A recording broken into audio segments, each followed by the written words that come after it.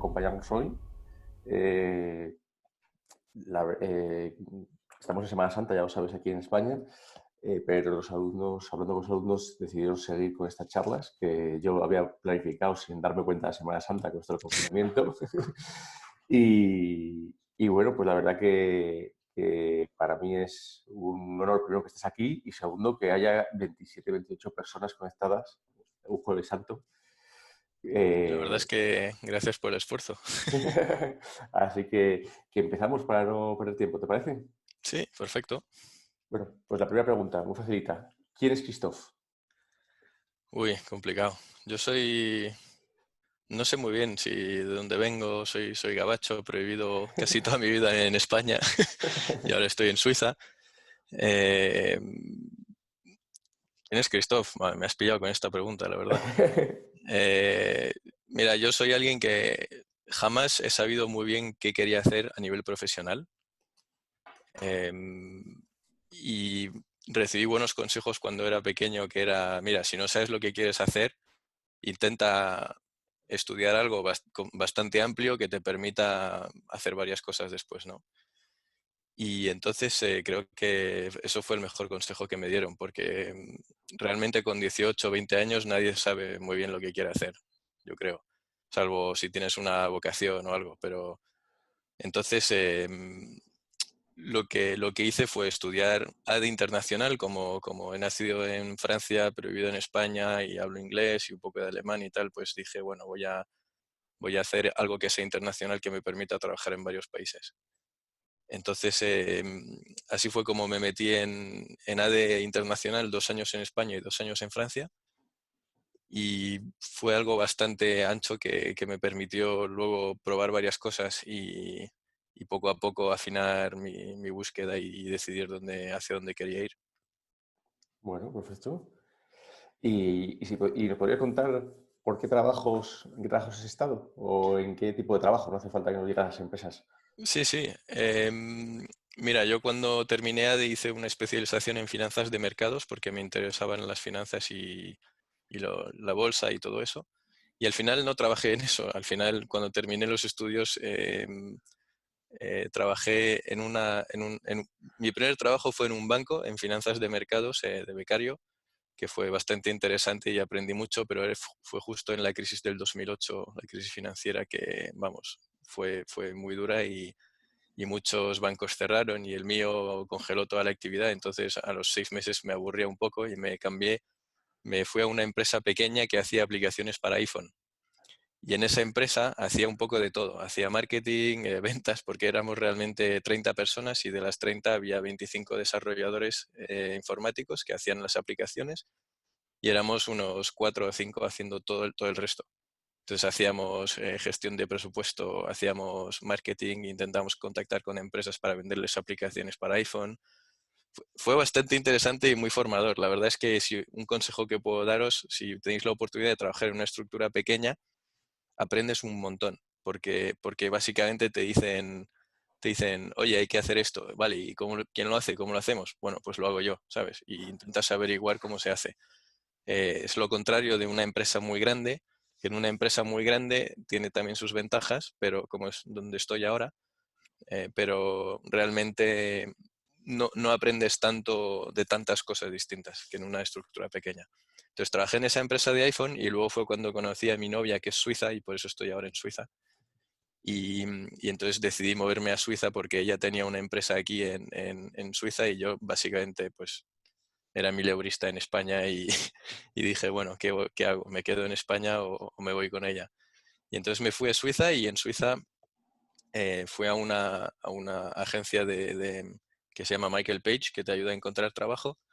Y cuando pasé entrevistas me dijeron, oye, hablas 3 idiomas, tal, has hecho cosas variadas, ¿quieres trabajar con nosotros? Y dije, bueno, vale. Y entonces así es como empecé a trabajar en Michael Page, haciendo pasar entrevistas a gente y intentando, bueno, aprender un poco de ese trabajo, ¿no?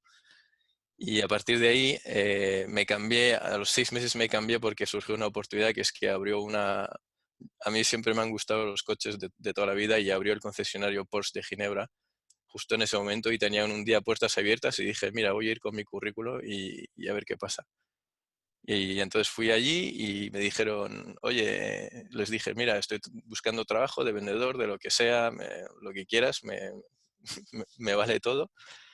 Y me dijeron, mira, no necesitamos a nadie y tal. Y a las 2 semanas me volvieron a llamar y me dijeron, oye, mira, lo hemos estado pensando y un vendedor joven así, los dos vendedores que tenemos aquí tienen los dos 50 años. Así que si tú quieres venir y trabajar con nosotros, pues te damos esa oportunidad. Y entonces, bueno, el sueldo era muy bajo y tal, porque todo estaba basado en cuánto vendías. Básicamente lo que ganabas dependía de lo que vendías, pero a mí me apasionaba, entonces empecé a trabajando ahí en Porsche así de casualidad. Y, y después, cuando llevaba 2 años en Porsche, uno de mis clientes trabajaba en Bacardi, los alcoholes. Y dije, mira, siempre me ha llamado la atención trabajar, qué mejor que trabajar en alcoholes después de trabajar en coches, ¿no? Va junto y tal, es broma. Y, y nada, entonces estaba hablando con este cliente que resultaba que llevaba el equipo de compras de Bacardi. Y yo realmente no sabía ni siquiera lo que era un equipo de compras, o sea, nunca había trabajado en compras. Y, pero estuvimos hablando mucho, haciendo buen contacto y tal. Y al final lo que pasó es que me dijo, mira, yo estoy montando mi equipo de compras y necesito a alguien que sepa de coches porque estamos definiendo la car policy para todos los vendedores y todos los directivos de Bacardi que tienen coche de empresa y tenemos que hacer contratos y tal con ciertas marcas para definir cuál sería la política de coches de la empresa. Entonces dije, bueno, y así fue como entré en Bacardi en compras sin haber hecho compras en mi vida. Y, y en Bacardi estuve 5 años en compras, primero en lo que se llaman compras indirectas, que son servicios. Las empresas necesitan servicios para funcionar, servicios informáticos, servicios de recursos humanos, todo tipo de servicios. Y entonces yo empecé en servicios de lo que llaman professional services, que es lo que no saben categorizar en ninguna categoría, como por ejemplo los coches. Una empresa que tiene vendedores necesita coches de empresa para sus vendedores, pues necesitan a alguien que compre esos coches y que haga negocios con las empresas de leasing y todo eso para tener esos coches. Entonces empecé en eso y poco a poco, a los 3 años, pues me pasé a compras directas, se llama, que las compras directas es todo lo que está relacionado al producto final. Entonces, por ejemplo, tú vendes una botella de Bacardi, de ron, pues las compras directas va a ser una persona que compra los ingredientes, una que compra el alcohol, una que compra la botella, una que compra la etiqueta y una que compra el tapón. Y ya está. Estas son las compras directas, todo lo que está relacionado al producto final. Y luego tienes compras indirectas, que va a ser gente que va a los servicios, pero también gente que va a comprar, por ejemplo, las cajas de cartón donde metes las botellas y ese tipo de cosas. Entonces me pasé a compras directas, a comprar materias primas, a comprar azúcar, sabores, hierbas que poníamos en el Martini, en el Bacardí, en el Bombay Sapphire, en la Grey Goose y todo eso. Y entonces así es como me empecé a comprar materias primas. Y ahora estoy en una empresa que se llama General Mills, que es una empresa americana que me contrató, es la primera vez en mi vida que me viene a buscar un headhunter. Estaba yo trabajando en Bacardi comprando azúcar y comprando aromas y un montón de cosas y me vinieron a buscar para ser comprador global de azúcar para esta empresa. Entonces lo que hago ahora es que esta empresa, General Mills, seguramente no conozcáis ese nombre, pero sí conocéis las marcas que tiene. Somos propietarios de un montón de marcas como Häagen-Dazs, por ejemplo, los helados, Yoplait, el azúcar, el yogur, perdón, muchas marcas de cereales. O sea, en Estados Unidos tienen centenares de marcas de cereales como Cheerios, a lo mejor os suena. Bueno, es una empresa que tiene como 150 marcas dentro de la alimentación. Hacemos todo tipo de cosas, cereales, sopas, platos ya preparados, yogures, barras de cereales, un montón de cosas. Y entonces yo compro el azúcar y lo que se llaman sweeteners, que son todos los azúcares, miel, azúcar, glucosa, dextrosa, maltosa, stevia, todo tipo de azúcar, cualquier endulzante, digamos, que hay en cualquiera de esos productos lo compro yo. Entonces es digamos, un trabajo global que es súper interesante porque trabajas con todas las regiones del mundo y todas las fábricas que tenemos a través de todo el mundo. Entonces es algo muy interesante y se complementa muy bien con mis estudios y con lo que hice antes, porque realmente cuando lo piensas, un trabajo en compras es lo opuesto de un trabajo de ventas. Entonces, si tú has sido vendedor o si tú has sido, sí, si tú has trabajado en ventas, básicamente puedes hacer un trabajo de compras.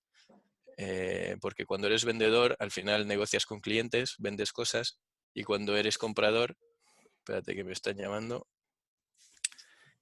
cuando eres vendedor, vendes cosas a gente que te la compra, y cuando eres comprador, pues compras cosas a esos vendedores. Así que al final, si sabes hacerlo uno, pues puedes aprender a hacerlo otro relativamente fácilmente. Cris, si tienes que coger el teléfono, te esperamos, ¿eh? No, no, da Venga, igual, vale. no te Oye, preocupes. aparte de lo que has contado, yo tengo que decir que si de lo que yo que te conozco, eres una persona muy apasionada.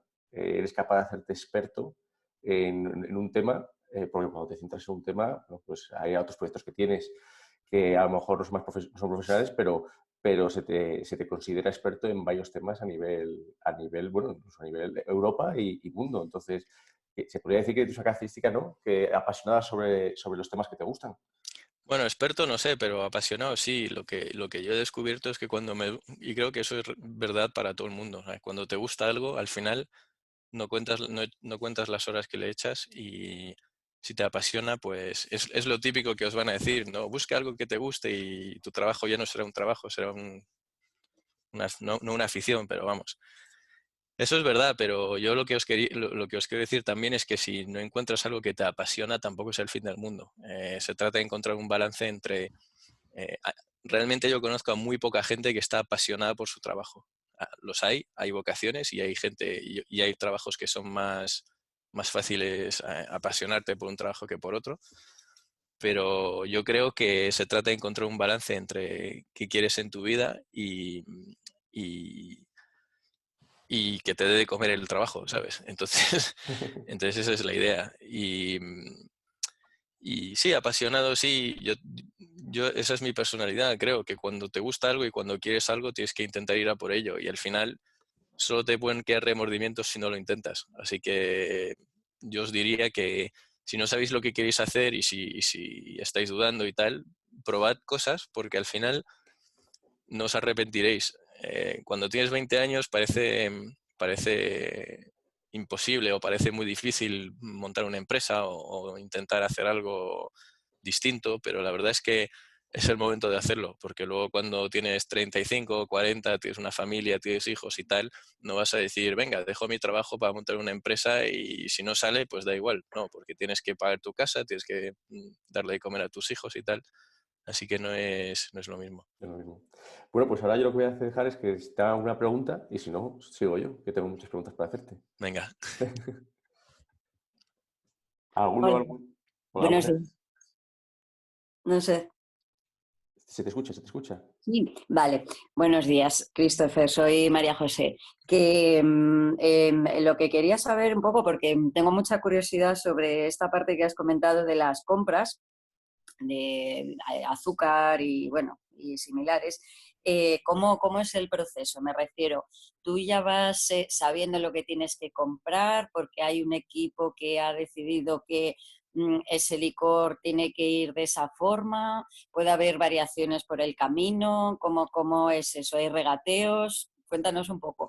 Venga, pues gracias por la pregunta. Es bastante interesante mira, simplificando las cosas, tienes el equipo de supply chain, que es un equipo que incluye todas las plantas, las fábricas, el equipo de compras, etcétera, y el equipo de planning se llama. Y ese equipo de planning básicamente va a estar hablando con marketing y ventas, y marketing y ventas van a decir, mira, pensamos que vamos a vender 50.000 toneladas de Häagen-Dazs por el mundo el año que viene, por ejemplo. Y entonces ese equipo de planning va a decir, vale, pues en 50.000 toneladas de Häagen-Dazs hay un 25% de azúcar, pues al final es tanta cantidad de azúcar. Y entonces ese equipo de planning me va a venir a mí y me va a decir, mira, el forecast que se llama, que tenemos de azúcar es tanto, tú tienes que comprar tanta cantidad de este tipo de azúcar, tanta cantidad de este tipo, tanta cantidad de este tipo y en estas plantas, etcétera. Entonces ellos me vienen con un plan que me dicen, ese es el plan de producción y de ventas, eso es lo que vamos a necesitar como materias primas y aquí es donde las vamos a necesitar, en tal y tal y tal planta. Y entonces yo, a partir de eso, lo que hago es que si no conoces la industria, si estás empezando en el trabajo, lo que vas a hacer es intentar encontrar proveedores eh, que te puedan vender esas materias, ¿no?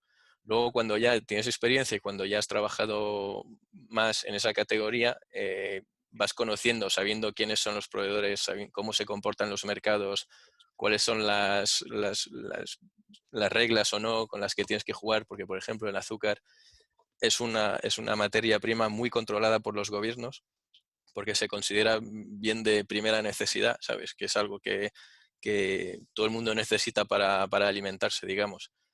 No es obligatorio comer azúcar, pero en países menos desarrollados es la primera fuente de alimentación de la gente, ¿no? Entonces, países más desarrollados como nosotros, pues no tienes que comer azúcar porque puedes comer otras cosas que lo pueden suplementar, ¿no? Pero entonces, una vez que yo sé todas esas necesidades, voy a ver a los proveedores, organizo negociaciones, no sé cómo se dice en español, RFP, que es Request for Price. Entonces tú vas a decirle, mira, esto es lo que necesito, dame tu mejor oferta, etcétera. Y vas poniendo en competencia a los proveedores y así funciona básicamente. Y luego tienes que tener en cuenta muchas variables, como por ejemplo, bueno, si voy a comprar azúcar en Texas y mi fábrica está en Nueva York, pues me va a costar un montón de dinero traer el azúcar desde Texas hasta Nueva York. Entonces a lo mejor es más inteligente comprar azúcar que venga de Brasil y que me entreguen directamente en la costa en Nueva York, ¿sabes? Entonces la logística y todo eso es súper interesante también. Y bueno, así es como lo hacemos. Y entonces cómo funciona para mí, cómo me miden si soy buen comprador o no, pues la empresa sabe más o menos lo que costó el azúcar el año anterior. Entonces yo a partir de allí tengo que presentar a la empresa cómo evolucionan los mercados de azúcar, porque son materias primas que tienen mercados públicos a nivel global. Entonces voy a decir, pues mira, el azúcar este año está subiendo un 5% en Brasil, pero en Europa está bajando un 2%, etc. Y entonces vas presentando toda la información de mercado y entonces a partir de ahí construyes un presupuesto para el año siguiente. Entonces vas a decir, mira, el azúcar, por ejemplo, este año ha subido un 5%, entonces voy a subir mi presupuesto el año pasado un 5%. Y a partir de allí, una vez que tienes ese presupuesto, tu trabajo como comprador es intentar batir ese presupuesto, comprar por menos que lo que has puesto. Entonces, a partir de allí, tú sabes que, bueno, yo, por ejemplo, compro 500 millones de dólares de azúcar a nivel global. Entonces, ese es mi presupuesto. Si consigo comprar la misma cantidad por 480 millones, pues he ahorrado 20 millones para la empresa. Y así es como me miden. Claro, ostras. Interesante. Mucho tiempo, sí. No, pero es algo que es muy interesante, es algo que no piensas realmente porque cuando estás pensando en qué quieres hacer con tu vida, piensas en marketing, en ventas, en finanzas y tal, pero nadie piensa en compras, o sea, yo no lo había pensado, ¿sabes? Y realmente es bastante interesante porque es como ventas, pero un poco más fácil, digamos, porque cuando vendes es difícil vender. O sea, es difícil llamar a la puerta de la gente y decir, mira, te quiero vender esto y tal. La gente te manda a la mierda, perdona Nada. por lo que digo, pero es así, es difícil. Y cada mes, cuando eres vendedor, lo sé porque fui vendedor en Porsche, y entonces cada vez que empiezas un mes, empiezas en cero, ¿sabes? Y tienes que volver a ganarte el mes. Y entonces es un trabajo bastante difícil, pero es súper interesante y a mí me gustó mucho. Pero compras, digamos que es lo mismo, pero un poco más fácil porque estás del lado del comprador, ¿sabes? Entonces, digamos que tú tienes un poco más de poder en la negociación, porque el tío te va a intentar vender azúcar y tú le vas a decir, sí, me lo estás dando a este precio, pero tengo otro proveedor que me puede traer azúcar desde Europa en un barco y dejármelo en Nueva York. Y entonces el tío de Texas te va a bajar el precio para que sea rentable cuando lo traigas, ¿sabes? Digamos que es interesante. Y lo que sí que no te esperas cuando vas a elegir qué trabajo quieres hacer en tu vida también es la cantidad de tiempo que puedes pasar al teléfono o delante de un ordenador. Y eso es algo que no piensas cuando te dicen, ¿qué quieres hacer cuando seas mayor? Pues mira, quiero ser lo que sea. Quiero trabajar en marketing, quiero trabajar en ventas, etc. Pues hay trabajos que estás fuera, porque cuando eres vendedor, estás en tu coche o estás en un avión y vas a sitios, intentas vender tus productos y tal. Y mis proveedores, por ejemplo, están a lo mejor 5 días al mes en casa, porque están viajando, viniendo a Suiza, enseñándome, intentando venderme un producto, luego se van a Bélgica a vendérselo a otro cliente, luego a tal, y están viajando siempre. Cuando eres vendedor a nivel nacional o a nivel regional, pues lo mismo, estás en tu coche todo el día intentando vender cosas y no estás trabajando delante de un ordenador. Pues luego hay otros trabajos como compras o finanzas o tal, en las que estás todo el día delante de un ordenador y eso, o al teléfono, y eso también hay que tenerlo en cuenta cuando piensas en qué quieres hacer cuando seas mayor. Pues sí. Gracias. Muy interesante. ¿Preguntas, chicos? Yo Buenos días. tengo una. Uy, Vale, Javi. que me da igual, ¿quieres hacerla tú? No, me da igual, como quieras. No, primero tú, que me da igual. Vale. Te quería preguntar si te consideras una persona con capacidad negociadora o que has adquirido esto con el tiempo y con la práctica. Se adquiere. Yo diría que hay capacidades que se llaman soft skills y otras que se llaman hard skills. Entonces, las hard skills son las que aprendes con tu trabajo, ¿no? Por ejemplo, pues cómo se hace, todo lo que os decía antes de cómo haces tu presupuesto y tal, son cosas que aprendes con tu trabajo. Luego, negociar, depende. Hay gente que considera que es una soft skill y gente que considera que es hard skill. Negociar es algo que yo creo que puedes aprender y con práctica lo mejoras muchísimo. Entonces, no tienes por qué decir, no, yo no soy bueno negociando, así que no puedo ser comprador. Yo no diría eso. Lo que es importante es, yo diría, es más tu personalidad. Si te gusta hablar con gente, si te gusta interactuar con gente y tal, puedes saber negociar. Se puede aprender, ¿sabes? Si eres muy introvertido y no te gusta hablar con la gente y no te gusta enfrentarte a situaciones un poco difíciles y tal, pues a lo mejor no tienes que hacer un trabajo así, ¿sabes? Pero yo pienso que la negociación se puede aprender, sí. Gracias. Vas a tener más o menos facilidad en función de cómo es tu temperamento y cómo es tu personalidad, pero sí creo que se puede aprender. Buenos días, yo soy Daniel y bueno, quería hacerte unas preguntas porque la verdad es que me interesa mucho el tema de la alimentación.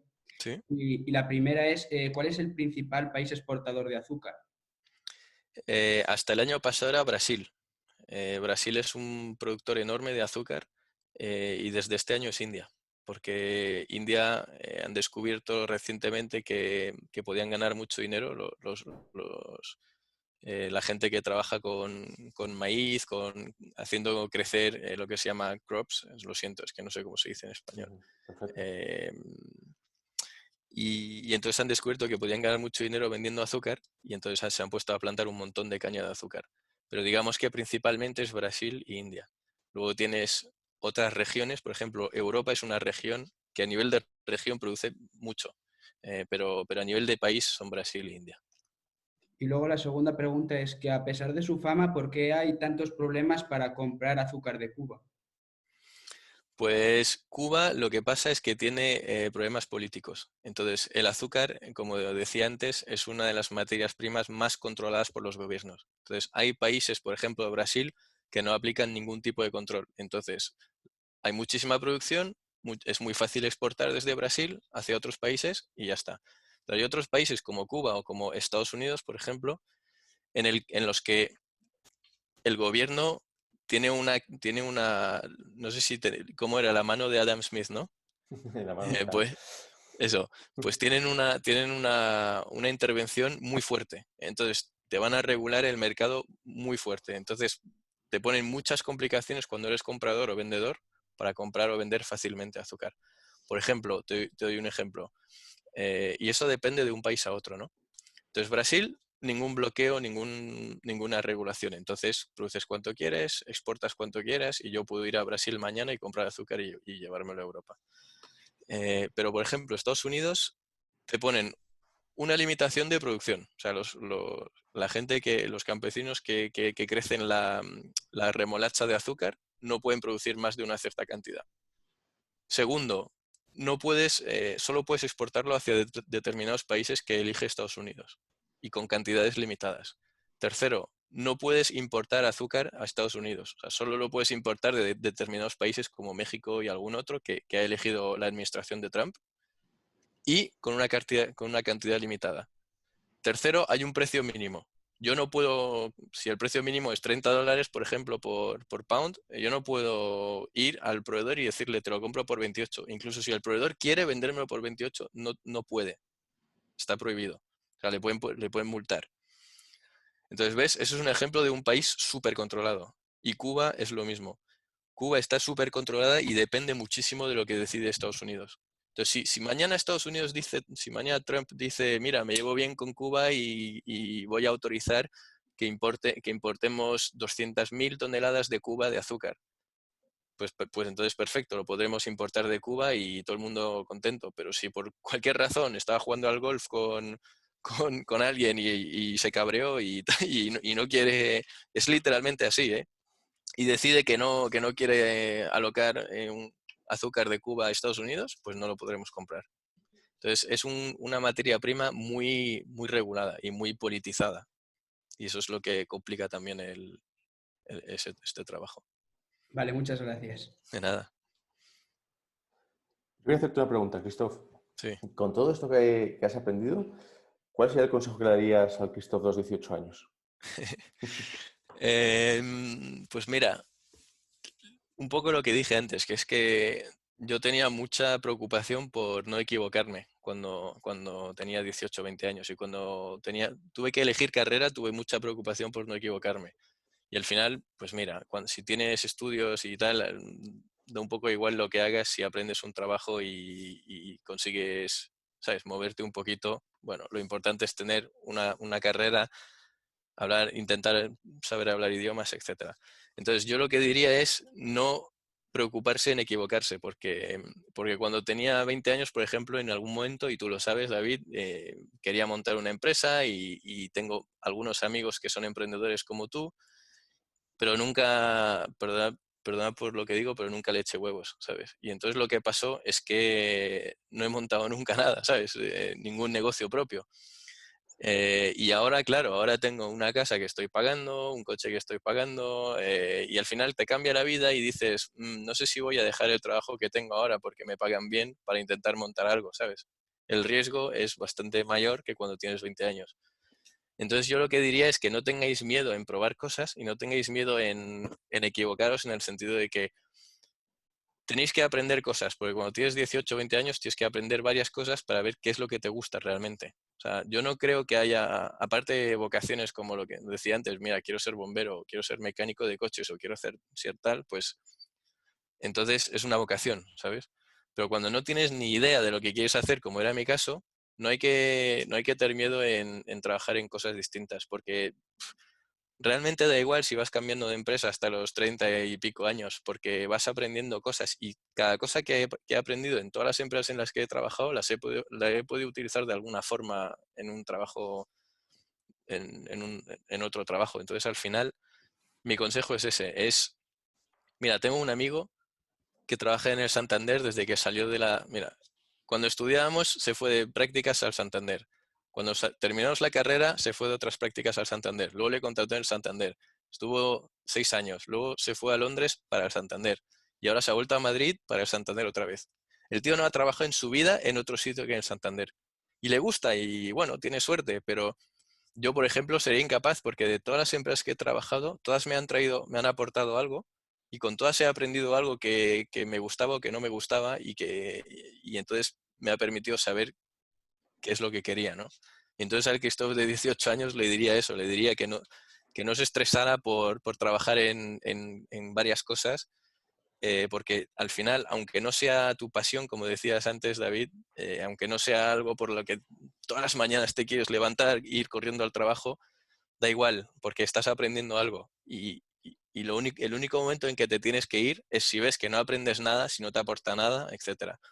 Pero aparte de eso, diría eso, que no hay que no hay que estresarse y da igual si hasta los 20 y pico o 30 años vas cambiando de empresas, que es lo que hice yo al final. Yo tengo 35 años y hasta los 30 realmente no sabía lo que quería hacer. Y realmente sigo sin saber lo que quiero hacer, pero, ¿sabes? No me va mal y creo que no hay que tener miedo a cambiar y probar cosas. Los que te conocemos sabemos que acabarás montando cosas. Y aunque no sean empresas propiamente, para mí, en el mundo de los coches, me sigue enorgulleciendo que hay varios modelos que la gente de toda Europa te busca para preguntarte a ti. O sea, que está clarísimo que le pones pasión y que va a ser en futuro, vamos, más prometedor todavía, que ya es prometedor. Sí, bueno, esto lo que pasa es que cuando trabajé en Porsche me di cuenta que realmente los coches son mi pasión fuera del trabajo, ¿no? O sea, mi trabajo no es mi pasión, ni mucho menos. Pero los coches sí.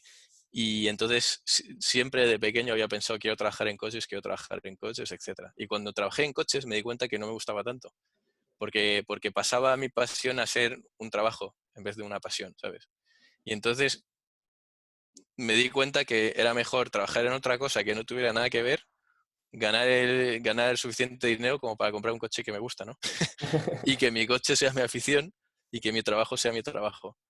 Entonces, a lo que te referías antes es que sí, el primer coche así guay que me compré cuando era joven fue un BMW Z3 y no sé, creció mi pasión por este coche y al final hice una web sobre ese coche, hice un montón de cosas y es verdad que ahora es conocida a nivel europeo como un poco como la referencia, pero no lo hice a propósito. Entonces eso, lo que quería decir es eso, es que una cosa es el trabajo y otra cosa es la pasión. Hay gente que consigue encontrar su pasión en su trabajo, pero no es común. Así que no os rayéis si no encontráis un trabajo que es una pasión. Al final, vuestra pasión la podéis vivir fuera del trabajo. Si no tenéis un trabajo que trabajéis de 6 de la mañana a 2 de la mañana todos los días, encontrar un trabajo con un cierto equilibrio de vida fuera de las horas del trabajo para poder vivir tu pasión. Entonces, ese es mi consejo. Muy buen consejo, la verdad. Oye, Cris, muchísimas gracias por estar con nosotros este ratín. Nada. Ya siento haberte cortado una llamada. No te preocupes. Sí, nada. Vale, perfecto. Y nada, pues que yo creo que han sido muy, muy buenos consejos. Pues nada, vamos a seguir con Antonio, que también le conoces, que Sí. es el que viene después. Y nada, que yo espero verte pronto y que vaya todo muy bien por ahí mientras tanto. Nada, gracias a todos y si tenéis alguna pregunta, pues la podéis enviar a David y yo la contestaré. Perfecto, pues muy amable por todo, como siempre. Gracias. Nada, gracias, hasta luego. Hasta luego.